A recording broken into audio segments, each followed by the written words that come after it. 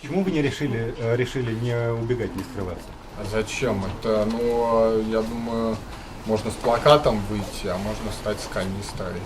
Но считайте, что это форма одиночного пикетирования. Просто другую форму я предлагаю в обществе. Я написал еще там ФСБ сразу свою собственную позицию по этому вопросу. И что вы написали?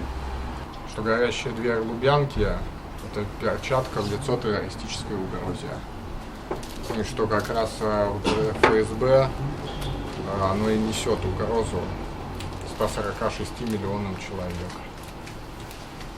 И все, военные суды подавляют любое проявление свободы воли. И нужно с этим как-то, наверное, бороться, потому что это подавление жизни, а жизнь не стоит того, чтобы начать в нее бороться.